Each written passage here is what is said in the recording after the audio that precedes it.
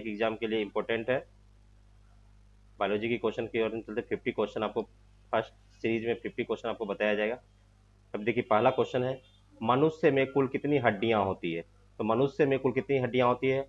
Option A है 210, option B है 206, option C है 202, ऑप्शन डी है 202। तो मनुष्य में कुल 206 हड्डियां होती है। चलिए अगले क्वेश्चन की ओर हम चलते हैं।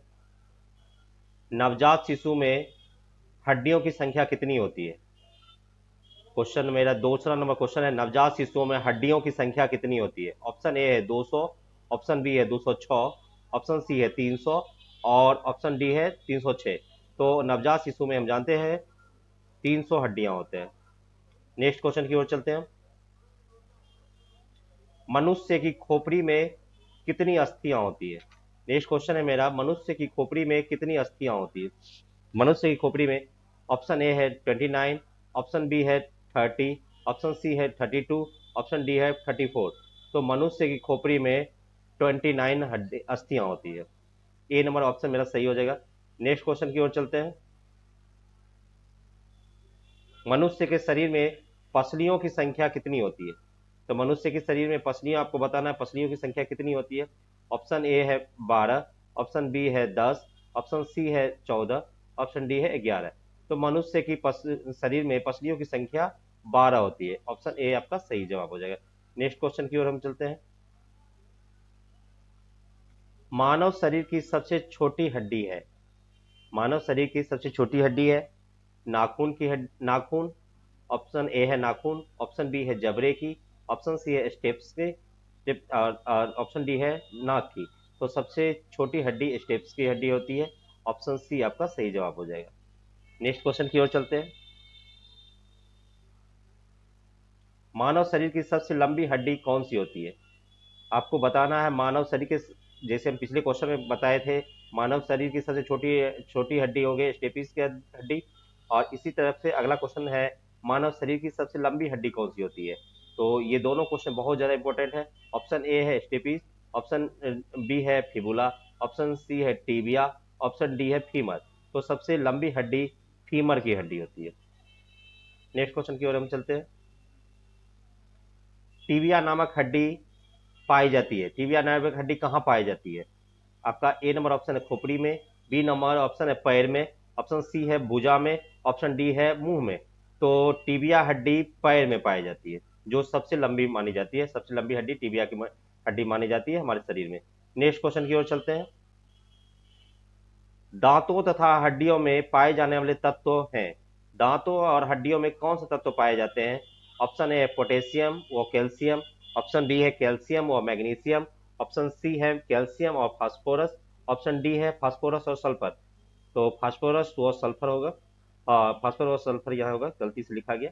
तो यहाँ पर दांतों और हड्डियों में पाए जाने वाला तत्व होगा कैल्शियम और फास्फोरस, जो मेरा ऑप्शन सी नंबर सही होगा। नेक्स्ट क्वेश्चन की ओर हम चलते हैं। अस्थियों, यहाँ पे अस्थियों होगा, अस्थियों अस्थियों एवं पेशियों को आपस में जोड़ता है। अस्थियों और पेशियों को आपस में कौन जोड़ता है? ऑप्शन ए है लिगामेंट, ऑप्शन बी है टेंडन, ऑप्शन सी है उपस्थि और ऑप्शन डी है एक पेशी। तो अस्थियों एवं पेशियों को आपस में जोड़ने का काम टेंडन का काम है। और अस्थियों और पेशियों को कौन जोड़ता है? टेंडन। नेक्स्ट क्वेश्चन की ओर चलते हैं। मनुष्य के जीवन काल में कितनी दांत 2 बार विकसित होती है? आपको बताना है मनुष्य के जीवन काल में, पूरे जीवन काल में कितनी दांत ऐसी है जो 2 बार विकसित होती है? तो आपको बताना है। ए नंबर ऑप्शन है 4, बी नंबर ऑप्शन है 12 और सी नंबर ऑप्शन है 20 और डी नंबर ऑप्शन है 28। तो मनुष्य के जीवन काल में 20 बार दांत जो होता है दोबारा विकसित होता है, 2 बार विकसित होता है। नेक्स्ट नंबर क्वेश्चन है, मानव शरीर में पाचन का अधिकांश भाग किस अंग में संपन्न होता है? मानव के शरीर, क्वेश्चन है आपका, मानव शरीर में पाचन का अधिकांश भाग किस अंग में संपन्न होता है? ऑप्शन है पैनक्रियाज, ऑप्शन बी है बड़ी आंत, ऑप्शन सी है छोटी आंत और ऑप्शन डी है अमाशय। तो पाचन का अधिकांश भाग जो होता है हमारा छोटी आंत में होता है। ऑप्शन नंबर सी मेरा सही जवाब हो जाएगा। नेक्स्ट क्वेश्चन की ओर हम चलते हैं। मनुष्य में पाचन क्रिया कहाँ प्रारंभ होती है? मनुष्य में पाचन क्रिया कहाँ से शुरुआत होती है? पाचन की क्रिया मुख्यतः शुरुआत कहाँ से होती है? ऑप्शन ए मलाशय, ऑप्शन बी है अमाशय, ऑप्शन सी है मुख गुहा, ऑप्शन डी है इनमें से कोई नहीं। तो आपको ये जानना जरूरी है, पाचन क्रिया की शुरुआत हमेशा मुख गुहा से होती है। ऑप्शन सी आपका सही जवाब हो जाएगा। नेक्स्ट क्वेश्चन की ओर हम चलते हैं। मानव की पाचन नली लगभग कितने फीट की लंबी होती है? क्वेश्चन में दिया हुआ है मानव की पाचन नली लगभग कितने फीट लंबी होती है। ऑप्शन ए है 16 फीट, ऑप्शन बी है 18 फीट, ऑप्शन सी है 12 फीट, ऑप्शन डी है 24 फीट। तो मानव की पाचन नली 24 लगभग 24 फीट लंबी होती है। नेक्स्ट क्वेश्चन की ओर हम चलते हैं। मानव मुख में मंड या जिसे स्टार्च कहा जाता है, मुख में मंड स्टार्च का शर्करा में पाचन किसके द्वारा होता है? एमाइलेज द्वारा, टाइलिन द्वारा, पेप्सिन द्वारा, रेनिन द्वारा। तो स्टार्च का शर्करा में पाचन टाइलिन के द्वारा होता है। ऑप्शन बी मेरा सही जवाब हो जाएगा। नेक्स्ट क्वेश्चन की ओर हम चलते हैं। दूध प्रोटीन को पचाने वाला एंजाइम कौन है? दूध प्रोटीन को पचाने वाला कौन सा एंजाइम है? बहुत ज्यादा इंपॉर्टेंट क्वेश्चन है, बहुत बार एग्जाम में पूछा गया है। जितना भी है लिखा जाए कम सा है ये क्वेश्चन। दूध प्रोटीन को पचाने वाला एंजाइम कौन सा है? दूध प्रोटीन को पचाने वाला एंजाइम, ऑप्शन ए है पेप्सिन, ऑप्शन बी है ट्रिप्सिन, ऑप्शन सी है रेनिन, ऑप्शन डी है इरोप्सिन। तो दूध प्रोटीन को पचाने वाला एंजाइम रेनिन है। ऑप्शन नंबर सी मेरा सही जवाब हो जाएगा। नेक्स्ट क्वेश्चन की ओर हम चलते हैं। अधिकतम पोषक तत्व रक्त में कहां से अवशोषित किए जाते हैं? अधिकतम पोषक तत्व जो होते हैं रक्त में कहां से अवशोषित किए जाते हैं? ऑप्शन ए है बड़ी आंत, ऑप्शन बी है मुंह, ऑप्शन सी है छोटी आंत, ऑप्शन डी है पेट। तो अधिकतम पोषक तत्व रक्त में कहां से अवशोषित की जाती है? तो छोटी आंत से। ऑप्शन नंबर सी मेरा सही जवाब हो जाएगा। नेक्स्ट क्वेश्चन की ओर हम चलते हैं। लार में, नेक्स्ट क्वेश्चन है मेरा, लार में कौन सा एंजाइम पाया जाता है? लार में कौन सा एंजाइम पाया जाता है आपको बताना है। Option A rennin, option B है टाइलिन, ऑप्शन सी है टेनिन, ऑप्शन सी डी है रेजिन। तो लार में क्या पाया जाता है? लार में टाइलिन पाया जाता है। टाइलिन एंजाइम कहाँ पाया जाता है? टाइलिन एंजाइम लार में पाया जाता है। ये याद रखना है, बहुत ज्यादा इंपॉर्टेंट क्वेश्चन। नेक्स्ट क्वेश्चन की ओर हम चलते हैं। मुख से निकली लार किसका पाचन करती है? मुख से निकलने वाली लार जो है किसका पाचन करती है? पिछले क्वेश्चन में दिया गया है प्रोटीन का, स्टार्च का, वसा का, विटामिन का। तो मुख से निकली लार हमेशा स्टार्च का पाचन करती है। तो ऑप्शन नंबर बी मेरा सही जवाब हो जाएगा। नेक्स्ट क्वेश्चन की ओर चलते हैं। निम्नलिखित में से किस अम्ल की उपस्थिति मानव पेट में होती है? कौन सा अम्ल जो मानव पेट में पाया जाता है ये आपको बताना है। पहला है सल्फ्यूरिक अम्ल, दूसरा हाइड्रोक्लोरिक अम्ल, तीसरा है नाइट्रिक अम्ल और चौथा है पिक्रिक अम्ल। तो कौन सा अम्ल है जो हमारे पेट में उसकी उपस्थिति होती है? तो इसका सही जवाब होगा हाइड्रोक्लोरिक अम्ल। हाइड्रोक्लोरिक अम्ल HCl। नेक्स्ट क्वेश्चन की ओर हम चलते हैं। पचे हुए भोजन में मौजूद विषैले पदार्थ का कौन सा अंग चूषण करता है? विषैले पदार्थ का को अवशोषित कौन करता है या चूषण का क्रिया कौन करता है? पहला ऑप्शन है अमाशय, दूसरा ऑप्शन है अग्नाशय, तीसरा ऑप्शन है वृक्क और चौथा ऑप्शन है यकृत। तो भोजन में मौजूद विषैले पदार्थ का चूषण का काम यकृत करता है। तो ऑप्शन नंबर डी मेरा सही जवाब हो जाएगा। नेक्स्ट क्वेश्चन की ओर हम चलते हैं। पेप्सिन एक प्रकार का क्या है? पेप्सिन क्या है? पेप्सिन ऑप्शन ए है एंजाइम, ऑप्शन बी है हार्मोन, ऑप्शन सी है विटामिन, ऑप्शन डी है खनिज। तो पेप्सिन एक प्रकार का एंजाइम है। पेप्सिन एक प्रकार का एंजाइम है, इसे याद रखिएगा। नेक्स्ट क्वेश्चन की ओर हम चलते हैं। पेप्सिन बदल देता है, पेप्सिन क्या करता है? ऑप्शन ए है स्टार्च को शर्करा में बदल देता है, प्रोटीन को पेप्टोन में बदल देता है, प्रोटीन को एमिनो अम्ल में बदल देता है, वसा को वसा अम्ल में बदल देता है। ये क्वेश्चन बहुत ज़्यादा इंपॉर्टेंट है, माइंड में रखना है। बहुत बार एग्जाम में पूछा जाता है और बहुत सारे कंफ्यूजन लाते हैं। पेप्सिन बदल देता है, क्या काम करता है पेप्सिन? प्रोटीन को पेप्टोन में बदल देता है। पेप्सिन जो है प्रोटीन को पेप्टोन में बदल देता है। ऑप्शन नंबर बी मेरा सही जवाब हो जाएगा। नेक्स्ट क्वेश्चन की ओर हम चलते हैं। पाचन क्रिया में प्रोटीन निम्न में से किस पदार्थ में बदल देता है? पाचन क्रिया में प्रोटीन निम्न में से किस पदार्थ में बदल देता है? तो ऑप्शन ए है वसा, ऑप्शन बी है ग्लूकोज, ऑप्शन सी है एमिनो अम्ल, ऑप्शन डी है शर्करा। पाचन क्रिया में प्रोटीन निम्न में से किस पदार्थ में बदल देता है? तो ऑप्शन सी नंबर हो जाएगा, एमिनो अम्ल में बदल देता है। ऑप्शन नंबर सी हो जाएगा। नेक्स्ट क्वेश्चन की ओर हम चलते हैं। पीत निम्न में से किसके द्वारा किया जाता है? पीत पीत का स्राव किसके द्वारा होता है? पीत पहला ऑप्शन है ए है यकृत द्वारा, ऑप्शन बी है यमाशय द्वारा, ऑप्शन सी है अग्नाशय द्वारा, ऑप्शन डी है ग्रहणी द्वारा। तो पीत किसके द्वारा? तो पीत का जो हो गया यकृत। ऑप्शन ए मेरा सही जवाब हो जाएगा। नेक्स्ट क्वेश्चन की ओर हम चलते हैं। पीत कहाँ जमा होता है? पीत का जमा कहाँ होता है? ये क्वेश्चन आपको बहुत ज्यादा पूछा जाता है। पीत का जमा कहाँ होता है? पीत कहाँ जमा होती है? ऑप्शन ए है पित्ताशय, ऑप्शन बी है ग्रहणी में, ऑप्शन सी है यकृत में, और ऑप्शन डी है प्लीहा में। तो पीत का जमाव पित्ताशय में होता है। ऑप्शन नंबर ए मेरा सही जवाब हो जाएगा। नेक्स्ट क्वेश्चन की ओर हम चलते हैं। सर्वप्रथम रक्त परिसंचरण तंत्र का अध्ययन किसने किया था? सर्वप्रथम रक्त परिसंचरण तंत्र का अध्ययन किसने किया था? फर्स्ट ऑप्शन है लैंड स्टीनर, दूसरा ऑप्शन है कॉर्नबर्ग, सी ऑप्शन है ब्राउन, और डी ऑप्शन है विलियम हार्वे। तो रक्त परिसंचरण तंत्र का अध्ययन विलियम हार्वे द्वारा किया गया था। तो डी मेरा सही जवाब हो जाएगा। नेक्स्ट क्वेश्चन की ओर हम चलते हैं। पेस मेकर का संबंध किससे है? पेस मेकर का संबंध किससे है? गुर्दा, पहला ऑप्शन है गुर्दा, दूसरा ऑप्शन है दिमाग, तीसरा ऑप्शन है फेफड़ा, और चौथा ऑप्शन है हृदय। तो पेस मेकर का संबंध हृदय से, डी नंबर ऑप्शन हो जाएगा। नेक्स्ट क्वेश्चन की ओर हम चलते हैं।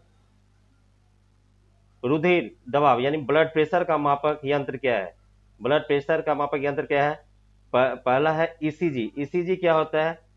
इलेक्ट्रो, ईसीजी का फुल फॉर्म भी पूछ देता है, तो ये आपको ध्यान रखना है। ईसीजी का फुल फॉर्म है इलेक्ट्रो कार्डियोग्राम। इस ईसीजी का क्या काम है? ईसीजी जो है हार्ट के लिए यूज किया जाता है, हार्ट को चेक करने के लिए ईसीजी का प्रयोग किया जाता है। अब लेकिन ये क्वेश्चन में दिया है ब्लड प्रेशर, ये क्वेश्चन आपको इसलिए बताया गया, ये क्वेश्चन बहुत इसका फुल फॉर्म पूछ देता है। ईसीजी का फुल फॉर्म क्या है? इलेक्ट्रोकार्डियोग्राम, ये याद रखना है। तो ब्लड प्रेशर मापक यंत्र क्या कौन सा है? आपको ये जवाब देना है। Blood pressure ECG, first option है ईसीजी, दूसरा ऑप्शन है स्टेथोस्कोप, तीसरा ऑप्शन है स्टेगनोमैनोमीटर, और चौथा ऑप्शन है आर्म बैंड। तो आपका ब्लड प्रेशर स्टेगनोमैनोमीटर, यानी ऑप्शन नंबर सी आपका सही जवाब हो जाएगा। नेक्स्ट क्वेश्चन की ओर हम चलते हैं। जार्विक सेवन क्या है? जार्विक सेवन क्या है? इलेक्ट्रॉनिक पैर, पेसमेकर। पहला ऑप्शन है इलेक्ट्रॉनिक पैर। जार्विक सेवन क्या है? पहला ऑप्शन है इलेक्ट्रॉनिक पैर, दूसरा ऑप्शन है पेसमेकर, तीसरा ऑप्शन है कृत्रिम पैर, और चौथा ऑप्शन है कृत्रिम नेत्र। तो जार्विक सेवन आपको भी पता होना चाहिए कि ये कृत्रिम पैर है। नेक्स्ट क्वेश्चन की ओर हम चलते हैं।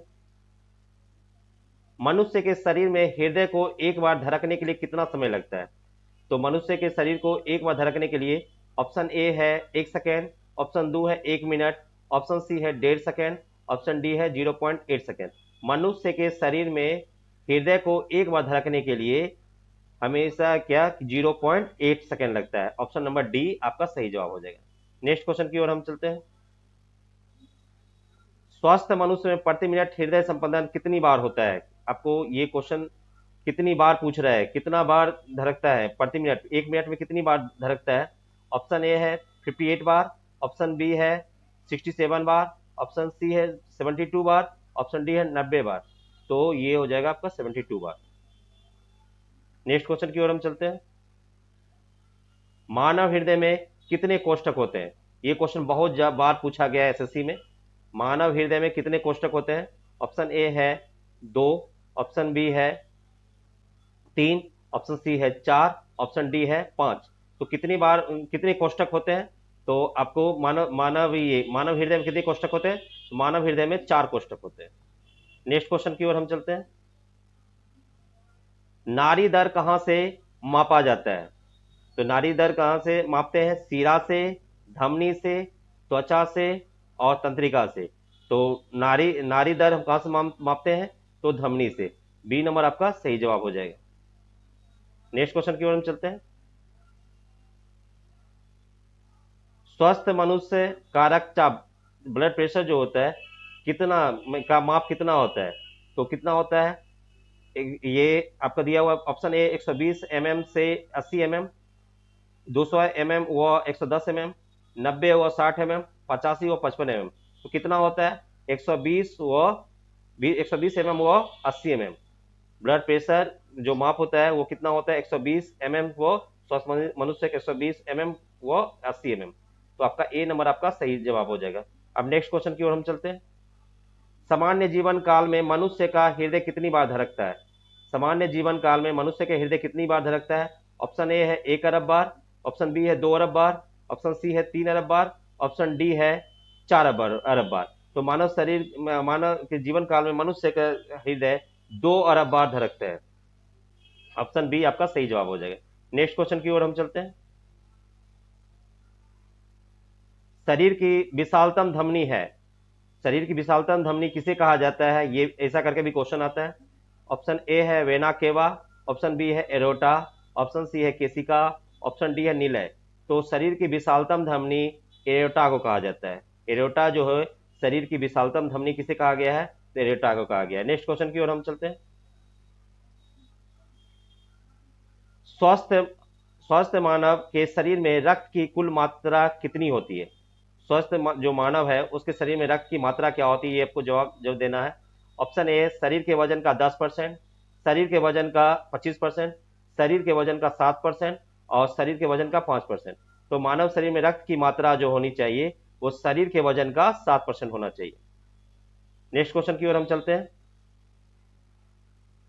एक वयस्क वयस्क में रक्त का औसत आयतन होता है, मतलब रक्त कितना होता है, एवरेज कितना पाया जाता है एक वयस्क में? ऑप्शन ए है 3 से 4 लीटर, ऑप्शन बी है 4 से 5 लीटर, ऑप्शन सी है 5 से 6 लीटर, ऑप्शन डी है 6 से 7 लीटर। तो एक वयस्क में रक्त की मात्रा 5 से 6 लीटर पाई जाती है। नेक्स्ट क्वेश्चन की ओर हम चलते हैं। मानव रक्त का पीएच मान कितना होता है? आपको जवाब देना मानव रक्त का पीएच मान। ये भी बहुत ज्यादा इंपॉर्टेंट क्वेश्चन है, बहुत आया गया क्वेश्चन है ये, एसएससी में बहुत बार पूछा गया क्वेश्चन है। मानव रक्त का पीएच मान आपको बताना है। मानव रक्त का पीएच मान फर्स्ट ऑप्शन है 8.1, बी ऑप्शन है 8.4, सी ऑप्शन है 7.4 और डी ऑप्शन है 9.2। तो मानव रक्त का पीएच मान 7.4 होता है। नेक्स्ट क्वेश्चन की ओर हम चलते हैं। मानव मानव शरीर में ब्लड बैंक यानी रुधिर बैंक का कार्य कौन करता है? ब्लड बैंक का काम कौन करता है मानव शरीर में? आपको जवाब देना है। तो फर्स्ट ऑप्शन है तिल्ली या प्लीहा, फेफड़ा, सी हृदय और डी है यकृत। तो ब्लड बैंक का काम तिल्ली या प्लीहा करता है। तो आपका ए नंबर ऑप्शन सही हो जाएगा। नेक्स्ट क्वेश्चन की ओर हम चलते हैं। रक्त में पाई जाती है, रक्त में क्या पाई जाती है? ऑप्शन ए है कैल्शियम, ऑप्शन बी है जिंक, ऑप्शन सी है सोडियम, ऑप्शन डी है लोहा। तो रक्त में पाए जाने वाले तत्व कौन है? कैल्शियम, जिंक, सोडियम और लोहा। तो रक्त में क्या पाए जाते हैं? तो रक्त में लोहा पाया जाता है। नेक्स्ट क्वेश्चन की ओर हम चलते हैं। रक्त का शुद्धिकरण कहाँ होता है? आपका नेक्स्ट क्वेश्चन है रक्त का शुद्धिकरण कहाँ होता है? ऑप्शन ए है फेफड़ा में, ऑप्शन बी है हृदय में, ऑप्शन सी है किडनी में, ऑप्शन डी है यकृत में। रक्त का शुद्धिकरण जो होता है वो फेफड़ा में होता है। ये आपका ए नंबर सही ऑप्शन होगा। ये ध्यान रखना, रक्त का शुद्धिकरण हमेशा फेफड़ा में होता है। नेक्स्ट क्वेश्चन चलते हैं। रक्त में लाल रंग निम्न में से किसके कारण होता है? रक्त का लाल रंग होना किसके कारण होता है? आपको जवाब देना है। ऑप्शन ए है प्लाज्मा, ऑप्शन बी है हीमोग्लोबिन, ऑप्शन सी है आरबीसी, ऑप्शन डी है डब्ल्यूबीसी। रक्त का लाल होना हीमोग्लोबिन की वजह से होता है, यानी 43 का बी नंबर ऑप्शन हो जाएगा। नेक्स्ट क्वेश्चन की ओर हम चलते हैं। शरीर में हीमोग्लोबिन का कार्य क्या है? हीमोग्लोबिन का क्या काम है शरीर में, ये आपको बताना है। ऑप्शन है ऑक्सीजन का परिवहन करना, ऑप्शन बी है जीवाणुओं का नाश करना, ऑप्शन सी है रक्तस्रावता के निवारण और ऑप्शन डी है लौह उपयोजन। तो आपको पता होना चाहिए हीमोग्लोबिन का कार्य है ऑक्सीजन का परिवहन करना। ऑप्शन नंबर ए आपका सही जवाब हो जाएगा। नेक्स्ट क्वेश्चन की ओर हम चलते हैं। 45 नंबर क्वेश्चन, हीमोग्लोबिन किसका महत्वपूर्ण घटक है? हीमोग्लोबिन किसका महत्वपूर्ण घटक है? आरबीसी, डब्ल्यूबीसी, आरबीसी और डब्ल्यूबीसी दोनों, और प्लाज्मा। तो आपको पता होना चाहिए हीमोग्लोबिन किसका महत्वपूर्ण घटक है? आरबीसी का। नेक्स्ट क्वेश्चन की ओर हम चलते हैं। मानव शरीर के भीतर रक्त निम्न किसके कारण होता है? मानव शरीर के भीतर रक्त निम्न किसके कारण होता है? आपको जवाब देना है ये क्वेश्चन को। हीमोग्लोबिन, हिपेरिन, फाइब्रिनोजेन और इनमें से कोई नहीं। मानव शरीर के भीतर रक्त निम्न किसके कारण होता है? तो किसके कारण होता है? ये आपका हो जाएगा ऑप्शन नंबर बी, आपका सही जवाब हो जाएगा, हिपेरिन। नेक्स्ट क्वेश्चन की ओर हम चलते हैं। रुधिर के प्लाज्मा में निम्नलिखित में से किसके द्वारा एंटीबॉडी निर्मित होती है? एंटीबॉडी का निर्माण किसके द्वारा होता है? आप देखिए ये क्वेश्चन बहुत ज्यादा इंपॉर्टेंट है, इसको बीबीआई कर लीजिए। रुधिर के प्लाज्मा में निम्नलिखित में से किसके द्वारा एंटीबॉडी का निर्माण किया जाता है? पहला ऑप्शन है मोनोसाइट, दूसरा ऑप्शन है लिम्फोसाइट, तीसरा ऑप्शन है इओसिनोफिल, और डी और नंबर ऑप्शन है न्यूट्रोफिल। तो हमेशा याद रखेगा एंटीबॉडी निर्माण लिम्फोसाइट का योगदान होता है।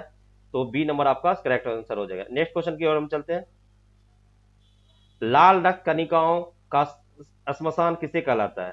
लाल रक्त कणिकाओं का श्मशान किसे कहते हैं? तो ऑप्शन ए है हृदय, ऑप्शन बी है अस्थि मज्जा, ऑप्शन डी है ब्रिक, ऑप्शन सी है ब्रिक, और ऑप्शन डी है प्लीहा। तो लाल रक्त कणिकाओं का श्मशान जो कहा जाता है, प्लीहा को कहा जाता है। नेक्स्ट क्वेश्चन है, शरीर में लाल रक्त कणिकाएं कितने दिनों तक जीवित रहती है? शरीर में लाल रक्त कणिकाएं मतलब आरबीसी, आरबीसी का जीवन काल कितने दिनों का होता है, ये पूछा गया है। आरबी शरीर में लाल रक्त कणिकाओं का जीवन काल जो जीवित रहती है वो 120 दिन रहते हैं। नेक्स्ट क्वेश्चन, जो लास्ट क्वेश्चन है, हम देखते हैं। मानव शरीर में लाल रक्त कण का निर्माण कहाँ होता है? मानव शरीर में लाल रक्त कण का निर्माण कहाँ होता है? ऑप्शन ए है हृदय, ऑप्शन बी है तिल्ली, ऑप्शन सी है यकृत, ऑप्शन डी है अस्थि मज्जा। तो लाल रक्त कण का निर्माण अस्थि मज्जा में होता है। डी नंबर ऑप्शन मेरा सही हो जाएगा। चलिए आज बार इतना ही रहा। नेक्स्ट वीडियो में हम अगला 50 क्वेश्चन करवाएंगे। आज इतना भी रहा।